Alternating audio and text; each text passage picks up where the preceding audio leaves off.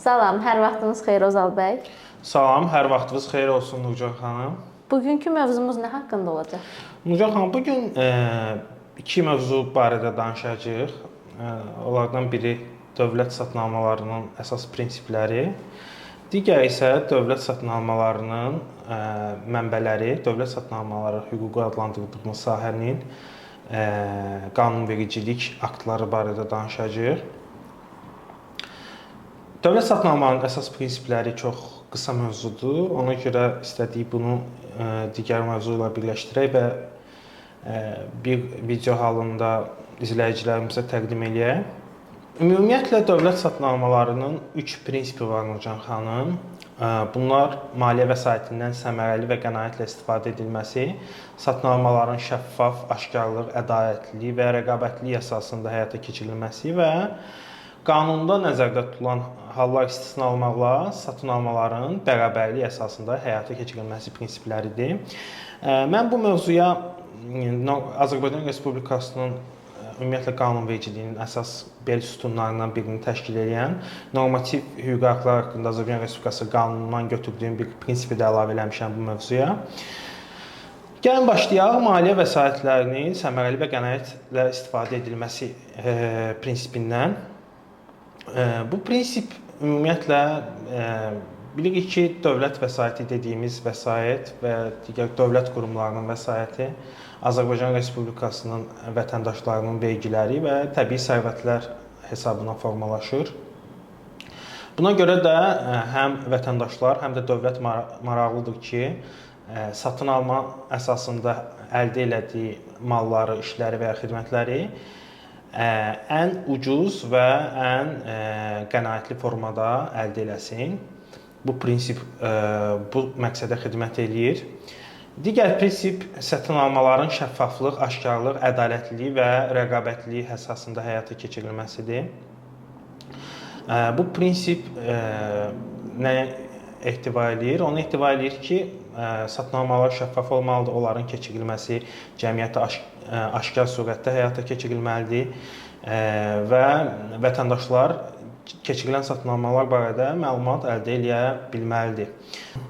Yeri gəlmişkən elə informasiya əldə etmək haqqında Azərbaycan Respublikasının qanunu əsasında vətəndaş müraciətlərinə satın almalar barədə kommersiya sirri rejimi, vergi sirri rejimi qorunmaqla vətəndaşların müraciətlərinə cavab verməlidir satın alan təşkilatlar. Üçüncü prinsip isə qanunda nəzərdə tutulan hallar istisna olmaqla satın almaların bərabərlik əsasında həyata keçirilməsidir. Burada istisna nədir? Qanunda bir istisna var ki, hansı ki, yerli istehsalı stimullaşdırmaq və təşviq eləmək məqsədi ilə o istisna qoyulub. Ümumiyyətlə, qanunda bir istisna var ki, yerli mənşəli Azərbaycan Respublikasının ərazisində istehsal olunan mallara, işlərə və ya xidmətlərə 20% miqdarında digər idxal olunan mallar, işlər və ya xidmətlərə nisbətən güzəşt tətbiq oluna bilər. Yəni, məsələn, digər mal 100 manat hesablanırsa, biz eyni malı 100 manata təqdim eləsək, satın alan təşkilat bunu 80 manat kimi qəbul edəcək və ümumi hesablamada həmin mala 100 manat ödəsə belə gələcəkdə müsabiqə prosesində o mal 80 manat kimi qiymətləndiriləcək. İndi bu barədə daha ətraflı danışacağıq. Burada istisna ona görə qeyd olunub. Prinsiplər sırasında keçməsə də biz normativ hüquqi haqlar haqqında Azərbaycan Respublikasının qanununun 65.5-ci maddəsində belə bir norma aşkar elədik ki, həmin normada qeyd edilir ki, imtiyaz verən konkret hüququn verilməsi, hüquqi vəziyyətin yaradılması üçün namizəd seçilməsi ilə bağlı hərəkətlər müsabiqə, hərrac prosedurlarına uyğun həyata keçirilməlidir.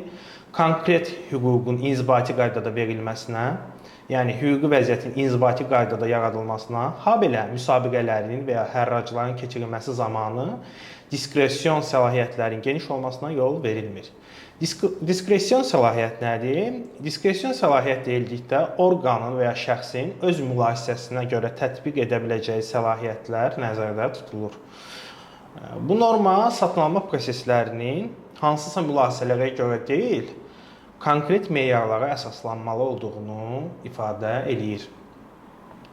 Dövlət satınalmalarının prinsipləri, əsas prinsipləri barədə bu qədər. İndi isə keçək daha geniş mövzumuz olan Azərbaycan Respublikasının dövlət satınalmaları haqqında qanunvericiliyi barədə danışaq.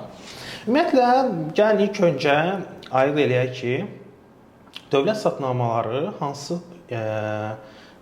növ hüquq münasibətlərini tənzimləyir. Biz bilirik ki, və hüquqşünasların da mütləq əksəriyyəti bilir ki, ümumiyyətlə hüquq münasibətləri ümumi və xüsusi hüquq münasibətləri olmaqla iki hissəyə bölünür. Hüquq normaları da buna müvafiq olaraq ümumi və xüsusi hüquq normalarına bölünür.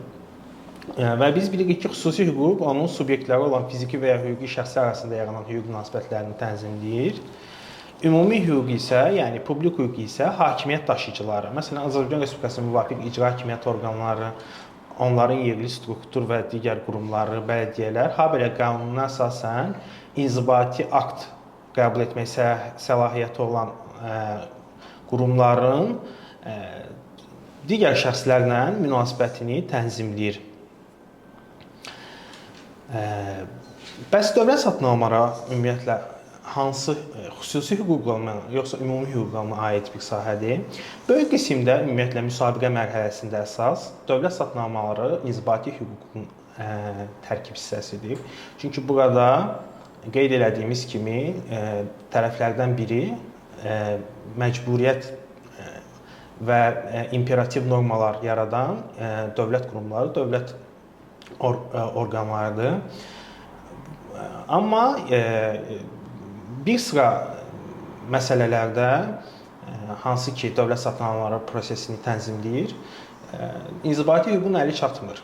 Burada Azərbaycan Respublikasının mülki məcəlləsinə də istinad olunur. Müqavilə bağlanandan sonra ümumiyyətlə bilavasitə münasibətlər mülki çərçivəyə keçirilir. Ona görə də dövlət satınalmaları prosesində həm ümumi hüquq, yəni dövlət satınalmalarına da qanunvericilik aktları və digər qanunvericilik aktları, həm də xüsusi hüquqi normalar tətbiq olunur. Gəlin indi ümumiyyətlə dövlət satınalmaları haqqında Azərbaycan Respublikasının qanunvericiliyini iyerarxiya üzrə, yəni ən yüksək qüvvəli normativ aktlardan daha aşağı qüvvəli normativ aktlara doğru təhlil eləyək və onları ifadə eləyək. Ümumiyyətlə dövlət satınalmaları haqqında Azərbaycan Respublikasının qanunvericiliyinin ən ali istinad nöqtəsi Azərbaycan Respublikasının Konstitusiyası və Azərbaycan Respublikasının referendumla qəbul edilmiş aktlarıdır. Niyə görə?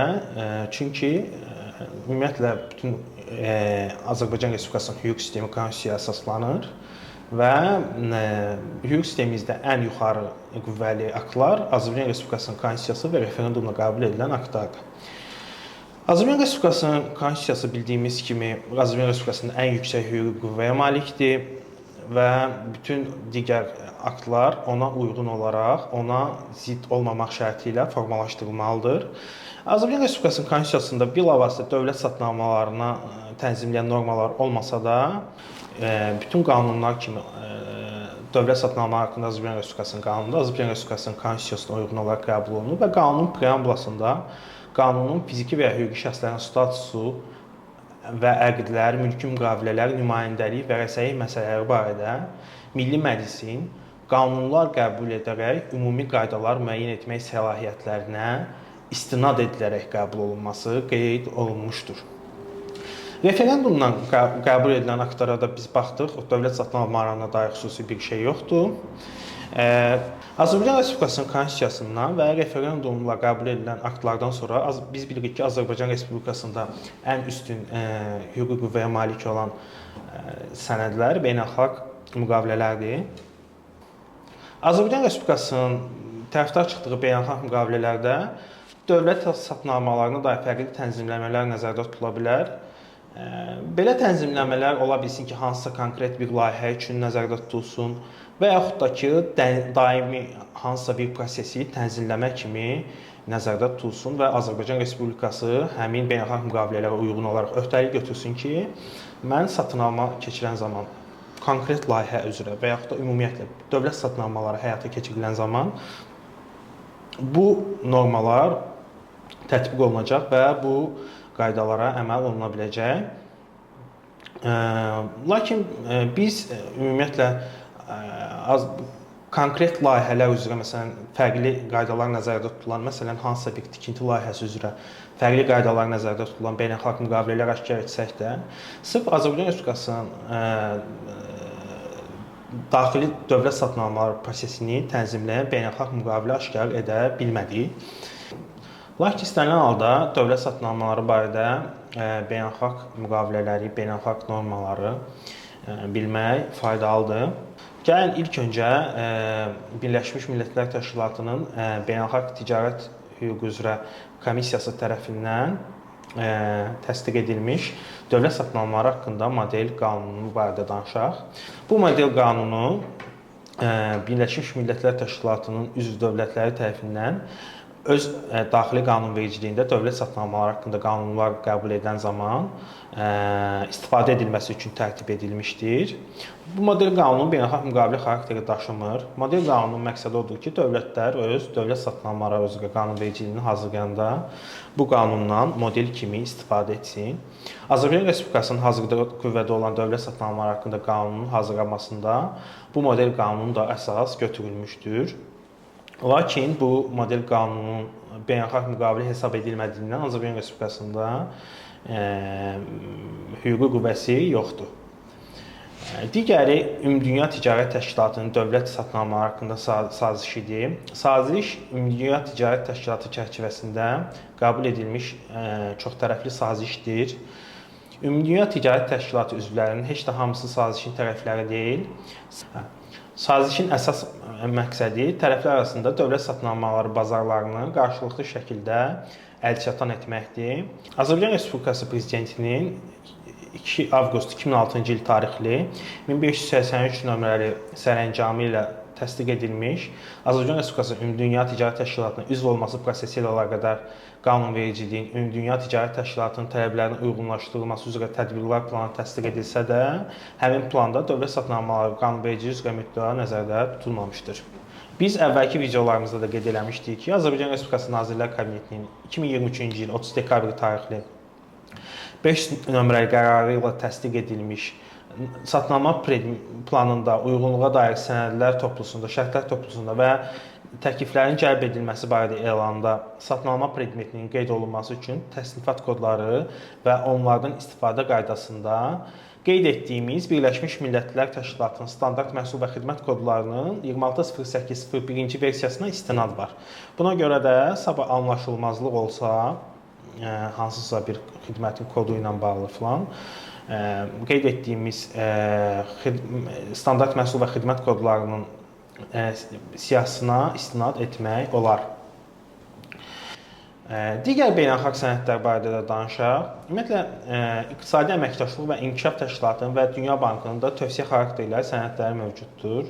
Dövlətlər İqtisadi Əməkdaşlıq və İnkişaf Təşkilatını və Dünya Bankının satınalma sənədlərinə riayət etməyə borclu olmasalar da, bir çoxları beynəlxalq standartlara uyğunlaşmaq və maliyyə vəsaitlərindən çıxış üçün öz qanunvericiliyini bu sənədlərə uyğunlaşdırmalı olurlar. Bu tövsiyələrin yerinə yetirilməsi ilə bağlı qərar ölkələrin qanunvericilik orqanlarında son nəticədə hər bir dövlətin özünə məxsus şəraiti və prioritetləri nəzərə alınmaqla verilir. Buna görə də bu sənədlərin də Azərbaycan Respublikasında hüquqi qüvvəsi yoxdur. Bundan başqa bir məsələni qeyd edək. Azərbaycan Respublikasının bir çox ölkələrlə investisiyaların qorunması haqqında sazişləri var, hansı ki qüvvədədirlər, bağlanmışdır. Və bundan başqa digər beynəlxalq iqtisadi əlaqələri tənzimləyən normalları əks etdirən beynəlxalq müqavilələr də Azərbaycan Respublikası imzalayıb. Bu sazişlər, məsələn, xarici investorların hüquqlarının müdafiəsi və investisiya mübahisələrinin həllində beynəlxalq arbitraj kimi mexanizmlərdən istifadəyə nəzərdə tutulur. Türkiyə Respublikası ilə Azərbaycan Respublikası arasında imzalanan saziş investorların hüquqlarının qorunmasını və potensial mübahisələrdə beynəlxalq arbitrajdan istifadəni təmin edir. Sözügedən məsələn Azərbaycan Respublikasına saziş imzalayan ölkələrin rezidentləri tərəfindən dövlət satınalmalarında iştirak zamanı hansı mübahisə yaranarsa, bu sazişlərə də istinad edə bilərlər. Qeyd etdiyimiz kimi, Azərbaycan Respublikası dövlət satınalmalarını tənzimləyən, elə də böyük beynəlxalq sazişlər yoxdur. Buna görə də biz deyə bilərik ki, Azərbaycan Respublikasının dövlət satınalmaları qanunvericiliyi əsas milli qanunvericilik aktları ilə tənzimlənir. Gəlin indi biz başlayaq bilavasitə dövlət satınalmaları tənzimləyən qanunvericilik aktlarından.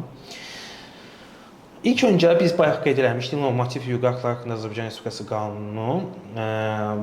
Bu qanun qeyd etdiyimiz kimi daha yuxarı qüvvədədir. Çünki konstitusiya qanunudur, dövlət satınalmaları haqqında qanundan, amma belə bir ziddiyyət də yoxdur. Bayaq da qeyd etmişdik ki, bu qanuna əsasən konkret şəxslərə verilən səlahiyyətlər, diskresion səlahiyyətlər çox geniş olmamalıdır. Dövlət satınalmaları haqqında Azərbaycan Respublikası qanunvericiliyinin tətbiqi zamanı bu norma nəzərə alınmalıdır. Sonra biz keçək indi dövlət satınalmaları haqqında Azərbaycan Respublikası qanununa. Bu ən əsas sənəddir, hansı ki, dövlət satınalmaları haqqında Azərbaycan Respublikası qanunvericiliyini tənzimləyir, münasibətləri tənzimləyir daha doğrusu. Qanun 14 iyul 2023-cü il tarixində qəbul olunub və bu qanunun qəbul edilməsi zamanı Azərbaycan Respublikası Konstitusiyasının 94-cü maddəsinin 1-ci hissəsinin 10-cu və 15-ci bəndlərinə istinad edilib. Bayaq qeyd etmişdik, fiziki və hüquqi şəxslərin statusu və əqdlər, mülki müqavilələr, nümayəndəlik və vərəsəlik barədə Milli Məclisin qanunlar qəbul edərək ümumi qaydalar müəyyən edilməsi səlahiyyətlərinə istinad edilərək qəbul edilib. Bilirik ki, biz qanunlar qəbul olunandan sonra Azərbaycan Respublikasının qanunvericiliyi orqanı tərəfindən, yəni Milli Məclis tərəfindən o qanunların tətbiqi ilə bağlı Azərbaycan Respublikası Prezidenti fərmanlar verir. Dövlət satınalmaları haqqında Azərbaycan Respublikasının 2023-cü il 14 iyul tarixli qanunun tətbiqi barədə də Azərbaycan Respublikası Prezidenti 19 avqust 2023-cü il tarixində 2307 nömrəli fərman qəbul etmişdir və Fərman qanunun tətbiqi ilə bağlı bir sıra məsələləri həll edir. Qanuna uyğun olaraq Azərbaycan Respublikası Nazirlər Kabinetinə və digər aidiyyəti dövlət orqanlarının üçün müvafiq vəzifələr müəyyən edilir və müvafiq tapşırıqlar verir. Həmçinin qanunda dövlət orqanları üçün nəzərdə tutulmuş vəzifə bölgüsünü həyata keçirilir. Daha sonra dövlət satınalmaları haqqında Azərbaycan Respublikası qanununun tətbiqi barədə Azərbaycan Respublikası Prezidentinin 19 avqust 2023-cü il tarixli 2307 nömrəli fərmanının icrasının təmin edilməsi barədə Azərbaycan Respublikasının Nazirlər Kabinetinin sərəncamı da var. Bu da hardasa Nazirlər Kabinetinin qanunvericiliyi aktları uyğunlaşdırma məqsədi ilə tapşırıq verdiyi bir sənəddir. Bundan başqa elə 23 yanvar 2024-cü il tarixli qərarı da aşağı-yuxarı eyni xarakterli sənəddir. Burada kolliziyaların aradan qaldırılması məqsədi ilə qəbul edilib. Sonra satın alınan təşkilatlar tərəfindən ərzaq məhsullarının dövlət ehtiyatları üçün alınan ərzaq məhsulları istisna olmaqla mərkəzləşdirilmiş qaydada dövlət büdcətinin vəsaitləri hesabına satın alınması qaydasının təsdiq edilməsi haqqında Azərbaycan Respublikası Nazirlər Kabinetinin qərarı var. Biz bilirik ki, ərzaq məhsullarının satın alınması dövlət satın alma haqqında qanuna uyğun olaraq yox, Nazirlər Kabinetinin ayrıca qəbul etdiyi satın alınan təşkilatlar tərəfindən ərzaq məhsullarının dövlət ehtiyatları üçün alınan ərzaq məhsulları istisna olmaqla mərkəzləşdirilmiş qaydada dövlət büdcəsinin vəsaitləri hesabından satın alınması qaydasına əsasən həyata keçirilir. İndi bu qayda barədə gələcəkdə biz ətraflı danışacağıq. Daha sonra Azərbaycan Respublikası Nazirlər Kabinetinin 11 yanvar 2024-cü il tarixli 4 nömrəli qərarı var. Bu qərarla birinci instansiya məhkəmələrində kargüzarlığın aparılması ilə bağlı dəftərxana ləvazimatlarının satın alınması məqsədi ilə dövlət büdcəsində nəzərdə tutulmuş vəsaitin birbaşa hakimlərin bank hesablarına köçürülməsi qaydasının təsdiq edilməsi həyata keçirilmişdir. Sözü gedən birinci instansiya məhkəmələrinin hakimləri ümumiyyətlə dəftərxana ləvazimatlarını dövlət satın almaları haqqında Azərbaycan Respublikası qanununa əsasən alınırlar. Onların həmin pul bilavasitə bank kartlarına köçürülür. Bu barədə də ətraflı danışacağıq. Növbəti qanunvericilik aktı müdafiə və dövlət təhlükəsizlik ehtiyaclarının meyarları və onlarla bağlı satın almaların keçirilməsi qaydasının təsdiq edilməsi haqqında Azərbaycan Respublikası Nazirlər Kabinetinin 14 iyun 2024-cü il tarixli 303 nömrəli qərarıdır. Biz bilirik ki, müdafiə və dövlət təhlükəsizlik ehtiyacları məqsədilə həyata keçirilən satnamalar Dövlət Satnamalar haqqında qanunun tətbiq dairəsinə düşmür. İndi bu barədə də ətraflı danışacağıq. Bu sözügedən müdafiə və dövlət təhlükəsizliyi ehtiyacları üçün nəzərdə tutulan satnamaların həyata keçirilməsi qeyd etdiyimiz Nazirlər Kabinetinin 2024-cü il 14 iyun tarixli 303 nömrəli qərar əsasında həyata keçirilir. Növbəti qərar Azərbaycan Respublikası Nazirlər Kabinetinin 11 yanvar 2024-cü il tarixli 2 nömrəli qərarıdır. Bu qərarla satnamalara cəlb olunan vəzifəli şəxslərin davranış kodeksi təsdiq edilmişdir. Bu kodeks barədə də ətraflı danışacağıq.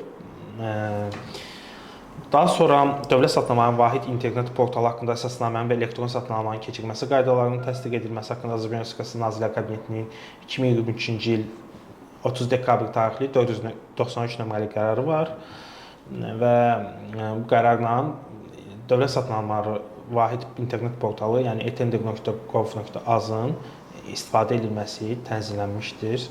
Növbəti qanunvericilik aktımız Nurcan xanım, satnama planının formasının və satnama planında uyğunluğa dair sənədlər toplusunda, şərtlər toplusunda və təkliflərin cəlb edilməsi barədə elanda, dəvətdə satnama predmetinin qeyd olunması üçün təsnifat kodlarının və onlardan istifadə qaydasının təsdiq edilməsi haqqında Azərbaycan Respublikası Nazirlər Kabinetinin 30 dekabr 2023-cü il tarixli 500 nömrəli qərarıdır. Bu qərar barədə biz danışmışdıq əvvəlki videolarımızda da. Bu qərarla satnama planının forması təsdiq edilmişdir və təsnifat kodlarından istifadə qaydası və onların özləri, yəni onların siyahısı təsdiq edilmişdir. Növbəti qanunvericilik aktımız ehtimal olunan qiymətin hesablanması qaydası təsdiq edilməsi haqqında Azərbaycan Respublikası Nazirlər Kabinetinin 30 dekabr 2023-cü il tarixli 501 nömrəli qərarıdır. Qeyd etdiyimiz kimi burada ehtimal olunan qiymətin hesablanması qaydası təsdiq edilmişdir. Qayda qanunun 19.4-cü maddəsinə uyğun olaraq hazırlanmışdır və qanunun şamil edildiyi satın alınan təşkilatlar tərəfindən maliyyə vəsaitləri hesabına satın alınacaq satnama predmetinin ehtimal olunan qiymətinin hesablanması qaydalarını tənzimləyir.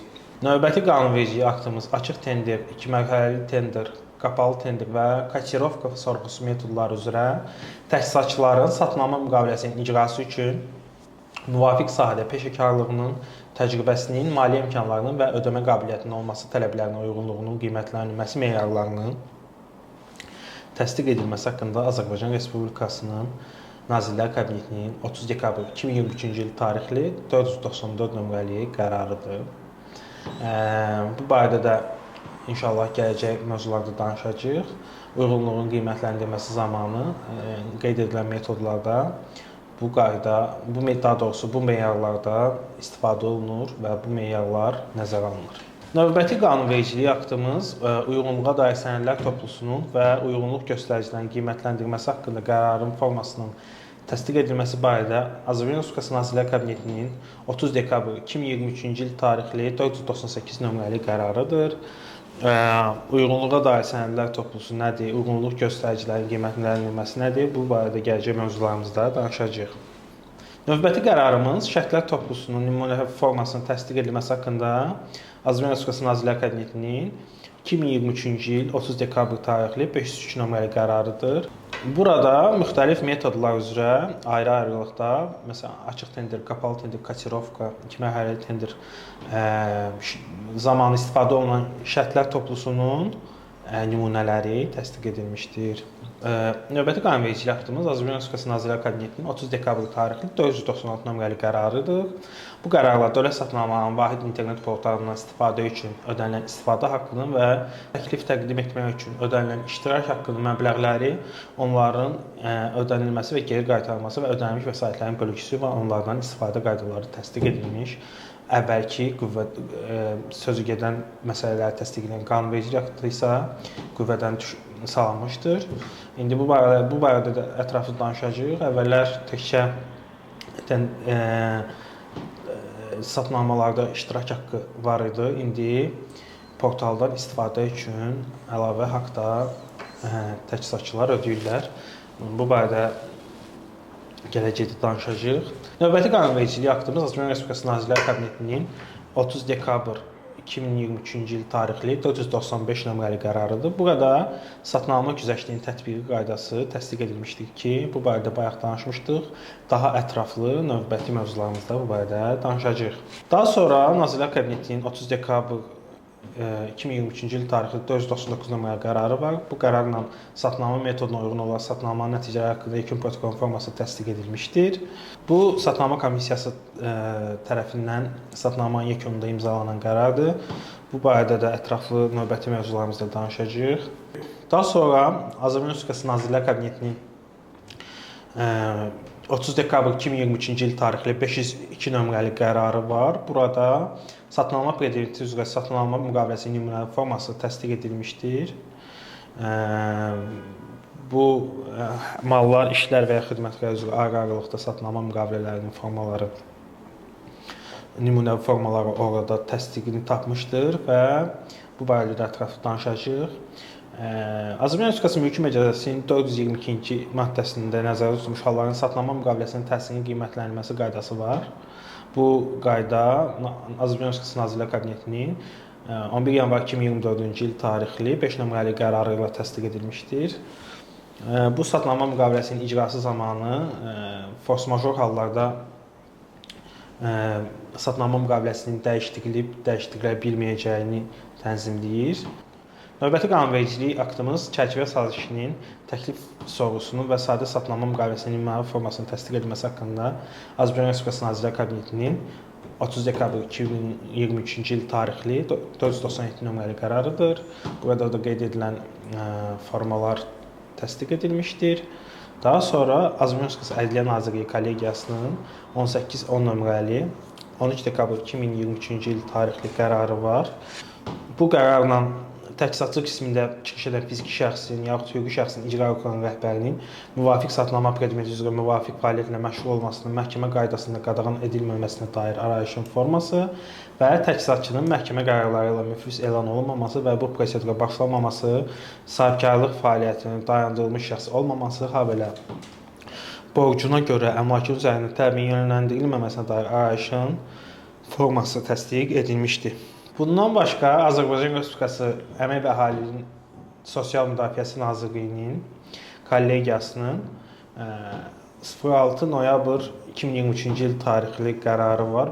Bu qərarla son bir il ərzində 2 dəfə və ya daha çox Azərbaycan Respublikasının Əmək Məcəlləsində nəzərdə tutulmuş qaydada əmək müqaviləsi hüquqi qüvvəyə minmədən işə götürən tərəfindən fiziki şəxslərin hər hansı işlərin və ya xidmətlərin yerinə yetirilməsinə cəlb edilməsinə görə inzibati cərimənin tətbiq edilməsi halının mövcud olmaması barədə arayışın forması təsdiq olunmuşdur. Bu, təchizatçılardan tələb olunan uyğunluq göstəricilərindən biridir. Bundan başqa, Azərbaycan Respublikası İqtisadiyyat Nazirliyinin kollegiyasının 33 nömrəli 29 dekabr 2023-cü il tarixli qərarı var. Bu qərarla da təchizatçıların riski vergi olub-olmaması barədə əmək müqaviləsi qüvvəyə minmədən işə götürən tərəfindən fiziki şəxslərin hər hansı bir iş və ya xidmətlərə cəlb edilməməsi barədə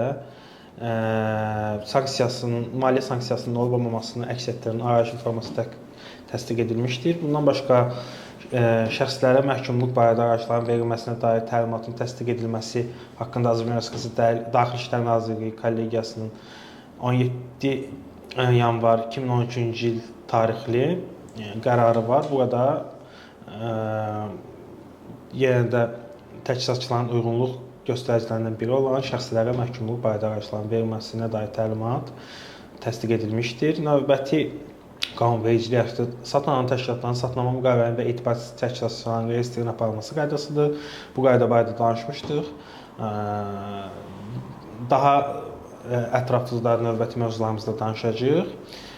Daha sonra informasiya resurslarının dövlət satnamanın vahid internet portalına inteqrasiya olunması hədlərinin təsdiq edilməsi haqqında Azərbaycan Respublikası Nazirlər Kabinetinin 2023-cü il 30 dekabr tarixli 491 nömrəli qərarı var. Burada da dövlət informasiya resursları dövlət satnamanın vahid internet portalına inteqrasiya edilməsinin hədləri təsdiq edilmişdir. Dövlət satnamalarını bilavasitə tənzimləyən qanunvericilik aktları bu qədər. Bundan başqa var Rəqabət Məcəlləsi, Rəqabət məcəlləsi də biz qeyd eləmişdik, dövlət satın istifadə olunur. Azərbaycan Respublikası mülki məcəlləsi var. Burada da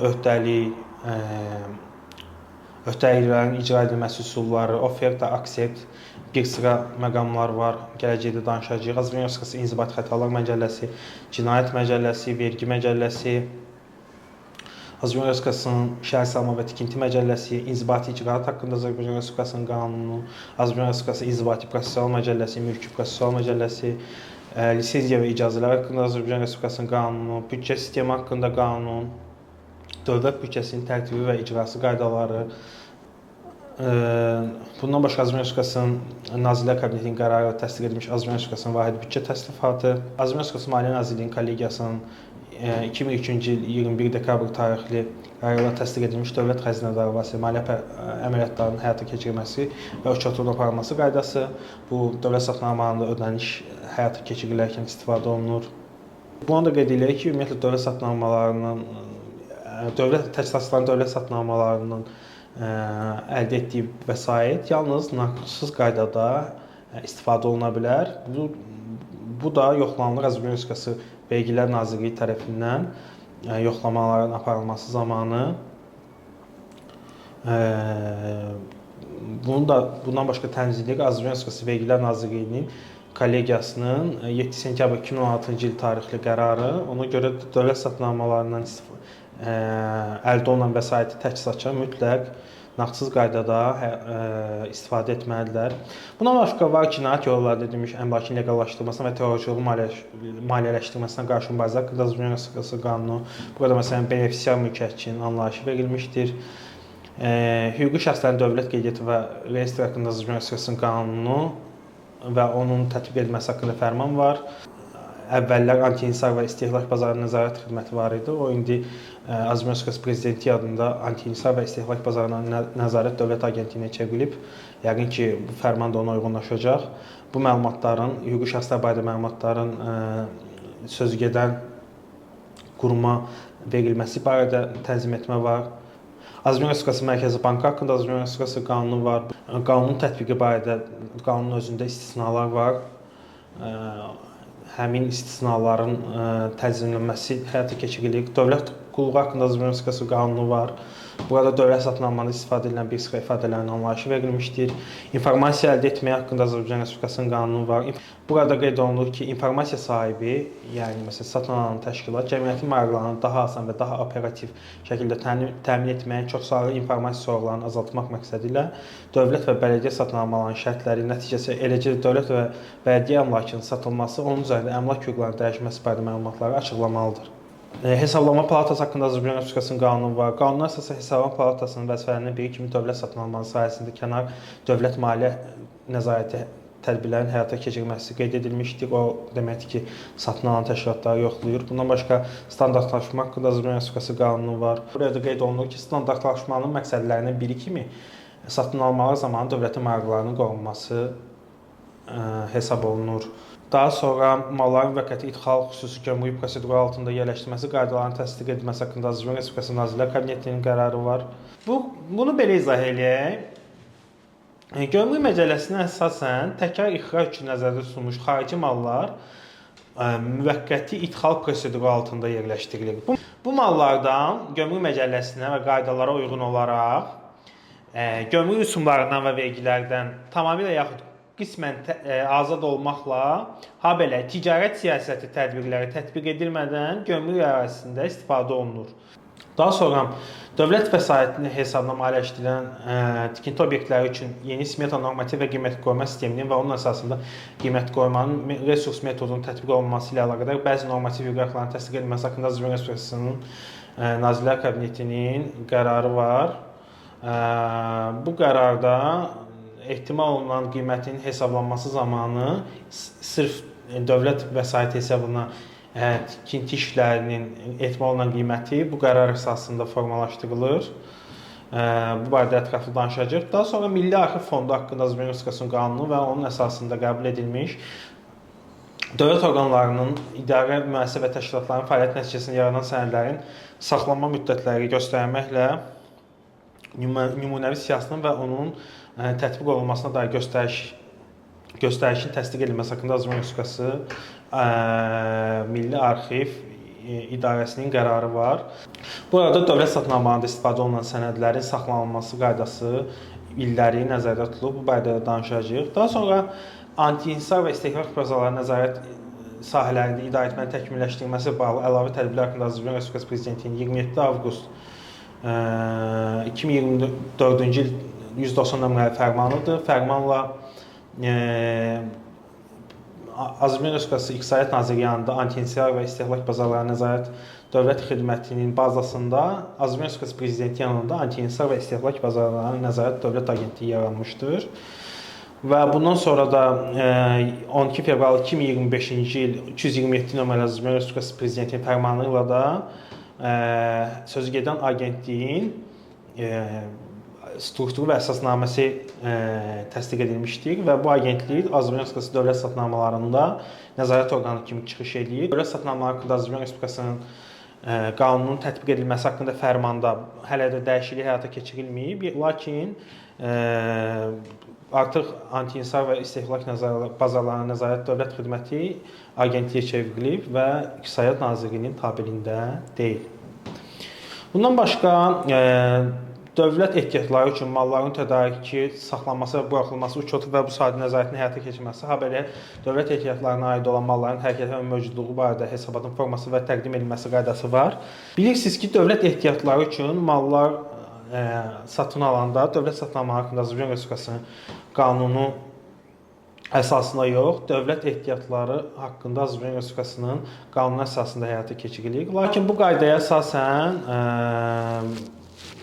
bir sıra strateji ehtiyatların satın alınması dövlət satınamaları haqqında Azərbaycan Respublikası qanununa və fövqəladə və səfərbərlik ehtiyatlarının satın alınması ilə bağlı əməliyyatlar Azərbaycan Respublikası Nazirlər Kabinetinin 14 iyun 2024-cü il tarixli 303 nömrəli qərarla təsdiq edilmiş müdafiə və ya dövlət təhlükəsizlik ehtiyaclarının meyarları və onlarla bağlı satın almaların həyata keçirilməsi qaydaları ilə həyata keçirilir. Bu növbəti Azərbaycan Respublikası Maliyyə Monitorinq Xidmətinin informasiya sisteminə inteqrasiya edilən dövlət sistemlərindən əldə olunan məlumatların dairəsinin müəyyən edilməsi haqqında Azərbaycan Respublikası Nazirlər Kabinetinin 25 iyul 2024-cü il tarixli 60 nömrəli qərar var. Bu qərara uyğun olaraq satın alan təşkilatlarla təchizatçılar arasında bağlanılan müqavilələr Maliyyə Monitorinq Xidmətinə cinayət yolu ilə əldə edilmiş əmlakın leqallaşdırılması və terrorçuluğun maliyyələşməsinə qarşı mübarizə haqqında qanuna uyğun olaraq təqdim oluna bilər. Bundan sonra daşınar əmlakın rəsmi reyestrləri, onların tərtib edilməsi və aparılması qaydaları var. Bu qaydalar Azərbaycan Respublikası Prezidentinin 2007-ci il 11 aprel 564 nömrəli fərmanı ilə təsdiq edilib. Bu uyğunluq göstəriciləri məsələsində əmlakdan sərbəst və məhdudiyyətsiz istifadə etmək məsələlərində nəqliyyat vasitələrinin rəsmi reyestrini aparan orqanlardan onların sərbəst və məhdudiyyətsiz istifadə etmək imkanının olması barədə araçların alınması üçün dövlət satınamalarında istifadə olunur. Bundan başqa Azərbaycan Respublikası Nazirlər Kabinetinin 2014-cü il 14 yanvar tarixli 3 nömrəli qərarı ilə təsdiq edilmiş malların preferensial və qeyri-preferensial mənşəyinin müəyyən edilməsi qaydaları var. Bu qaydalar da harda istifadə olunur? Bu qaydalar orada istifadə olunur ki, biz qeyd eləmişdik ki, Azərbaycan Respublikasının diplomatik münasibətdə olmadığı ölkələr və digər dövlət yanaşmalarından asılı olaraq bəzi satınamalarda müəyyən ölkələrdən istehsal olunan malların satın alınması və o işlərdə onlardan istifadə edilməsi qadağan olunur. Bu həmin malların preferensial və ya qeyri-preferensial mənşəyinin müəyyən edilməsi qaydaları da həmin malların həmin qeyd edilən ölkələrdə istehsal olunub olunmamasını ölçmək üçün, müəyyən eləmək üçün istifadə olunur. Dövlət satın almaları haqqında Azərbaycan Respublikası qanunvericiliyi barədə bu qədər. Biz çox dərin araşdırma aparmışdıq ki, qanunvericilikdə satın alma sözü keçən hər bir nüansa baxmışıq.